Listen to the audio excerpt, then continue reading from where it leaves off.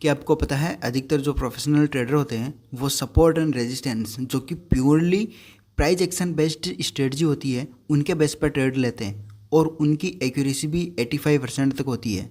और अधिकतर आपने यूट्यूब पर बड़े बड़े ट्रेडर्स को देखा होगा ट्रेड लेते हुए, तो वो प्योरली प्राइस एक्शन बेस्ड पर ट्रेड करते हैं। तो आज उनमें से ही एक है ये सपोर्ट एंड रेजिस्टेंस वाली स्ट्रेटजी, और इसकी जो स्ट्रेटजी है ये 85% तक की इसकी एक्यूरेसी होती है और मार्केट में ये काफ़ी काम करती है, प्रॉफिट बनाकर देती है। तो इससे पहले हम कुछ रूल्स देख लेते हैं जो कि इसमें काफ़ी इंपॉर्टेंट हो जाते हैं।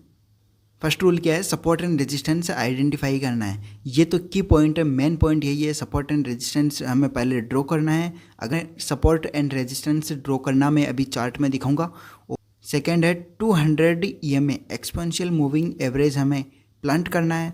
थर्ड है वॉल्यूम मोमेंट को हमें कैप्चर करना, वॉल्यूम वाला इंडिकेटर हमें लगाना है। 2 इंडिकेटर लगाना है, एक तो 200 EMA और वॉल्यूम इंडिकेटर लगाना है।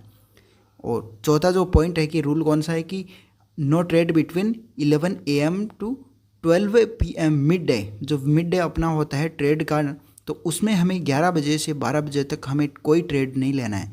क्यों नहीं लेना है, इसके पीछे एक रीज़न है, क्योंकि इस समय वॉल्यूम का मूवमेंट नहीं होता है, इसमें ट्रेड नहीं लिया जाता है। वॉलेटिलिटी कम होती है, इसलिए वॉल्यूम इंडिकेटर का कोई मतलब नहीं रह जाता है। तो इस समय हमें ट्रेड नहीं लेना है। एंट्री आफ्टर रीटेस्ट, जैसे कि सपोर्ट एंड रेजिस्टेंस का ब्रेकआउट हुआ, EMA के अकॉर्डिंग हमें देखना है। ये अभी मैं चार्ट के ऊपर दिखाऊंगा। तो एंट्री हमें कब लेना है, रिटेस्ट के ऊपर लेना, जब वॉल्यूम किस तरीके से दिखाई देती है। लास्ट रूल है एनी टाइम फ्रेम, इसमें कोई सा भी टाइम फ्रेम चलता है, बस आपको सपोर्ट एंड रेजिस्टेंस ये एग्जैक्ट ड्रॉ करने आने चाहिए। बस सपोर्ट एंड रेजिस्टेंस में गलती नहीं होनी चाहिए, तो इसकी एक्यूरेसी और बढ़ जाती है। तो अब चलते हैं सीधे चार्ट के ऊपर। सबसे पहले तो ये फर्स्ट इंडिकेटर है एक्सपोनेंशियल मूविंग एवरेज 200, इसकी लेंथ तो होनी चाहिए, इसे हमें प्लांट कर लेना है।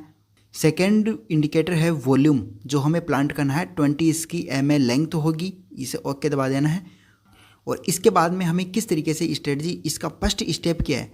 फर्स्ट स्टेप में क्या करना है, हमें सबसे पहले तो सपोर्ट एंड रेजिस्टेंस ड्रॉ करना है। सपोर्ट एंड रेजिस्टेंस ये 15 मिनट पर अगर ड्रॉ करते हैं तो 5 मिनट पर हमें ट्रेड लेना है।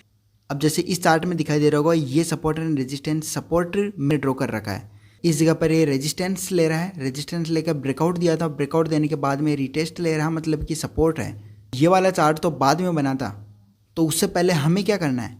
अब मान लो कि हम किस जगह पर है, इस जगह पर अभी हम है, अब ये ब्रेकआउट होना ही नहीं होना अभी तक हमें पता नहीं है। तो हमें क्या करना है, हमें यह करना है कि जैसे नेक्स्ट डे होता है, नेक्स्ट डे होने पर ये मार्केट इस जगह पर ओपन होता है, इस जगह पर ओपन होने के बाद में ऊपर गया और वापस इसी रेजिस्टेंस जो पहले था इसे सपोर्ट लेने की ट्राई कर रहा था।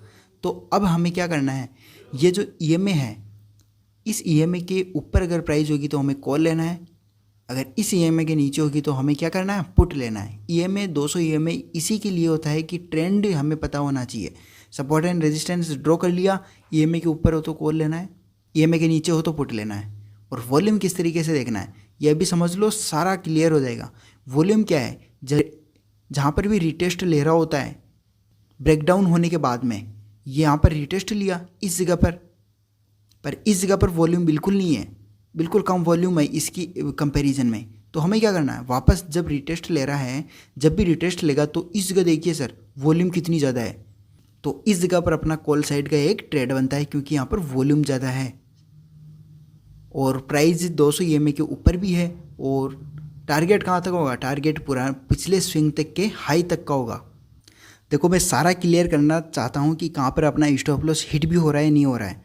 अब जैसे नेक्स्ट डे यहाँ पर प्राइस आया, प्राइस आने के बाद कंसोलिडेशन कर रहा है, पर वॉल्यूम देखिए नीचे, वॉल्यूम बिल्कुल मूवमेंट नहीं कर रही है, क्योंकि ये 11 से लेकर 12 बजे तक का टाइम था। ठीक है, इस जगह हमें ट्रेड नहीं लेना है। नेक्स्ट डे जब पिछले जो रेजिस्टेंस था, इस वाले रेजिस्टेंस पर प्राइस आई, प्राइस आने के बाद में इस नीचे देखिए वॉल्यूम, इस जगह से देखिए वॉल्यूम कितनी बढ़ रही थी, वॉल्यूम हमें बढ़ती हुई दिखाई दे रही थी, मतलब कि इस जगह पर सेलर्स की एंट्री हो चुकी है इस रेजिस्टेंस पर। और इस जगह पर देखिए, मैं जूम करके दिखाना चाहता हूँ, इस जगह एक कैंडल भी बनी है जो कि इन्वर्टेड हैमर है। तो इस जगह पर अपनी एंट्री किस तरीके की होगी, एंट्री होगी हमारी यहाँ पर बियरिश और टारगेट नीचे तक का होगा। देखो टारगेट मिलता है या नहीं मिलता, बिल्कुल सर उसी डे में मिला है हमें 1:78 का हमें टारगेट मिला है।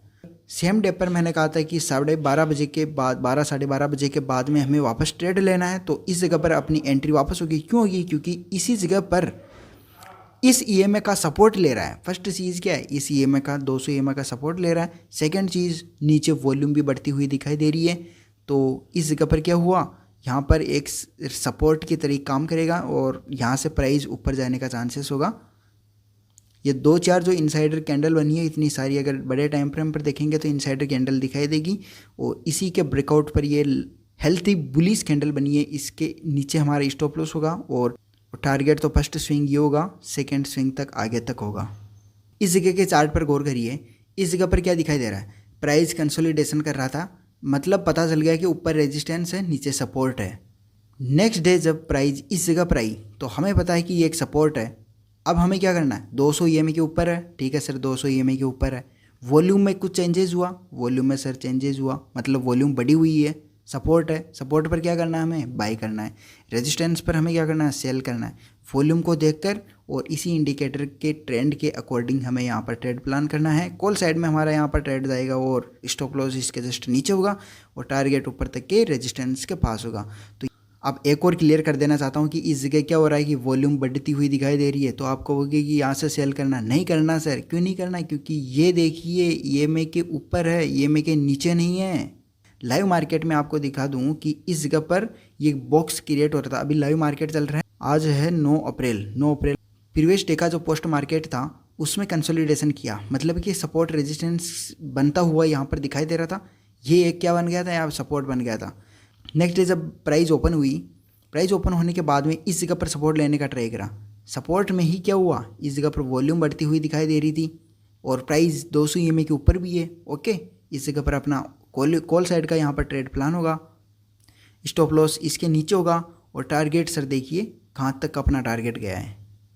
चलो सेल साइड का भी आपको दिखाई देता हूँ। इस जगह पर ये मुझे एक क्या दिखाई दे रहा है? एक की पॉइंट दिखाई दे रहा है। इसे हमें मार्कआउट कर लेना है। मार्कआउट करने के बाद में इस जगह पर देखिए 200 ईएमए का यहाँ पर ब्रेकडाउन हुआ है, मतलब कि प्राइस बियरिश जाने वाली है। जाने के बाद मैंने क्या बताया था? रिटेस्ट करना ज़रूरी है। इस जगह पर रिटेस्ट किया, वॉल्यूम में कुछ चेंजेस आ रहा है? बिल्कुल आ रहा है सर, वॉल्यूम बढ़ती हुई दिखाई दे रही है और प्राइस 200 ईएमए के नीचे भी है। तो यहाँ से बियरिश का हमारा ट्रेड बनता है। स्टॉप लॉस इस ईएमए के ऊपर होगा और टारगेट इस फर्स्ट टारगेट इस स्विंग तक होगा। नेक्स्ट टारगेट जहाँ तक प्राइस की मूवमेंट होती है वहाँ तक अपना नेक्स्ट टारगेट होगा। तो ये एक बियरिश ये भी ट्रेड था।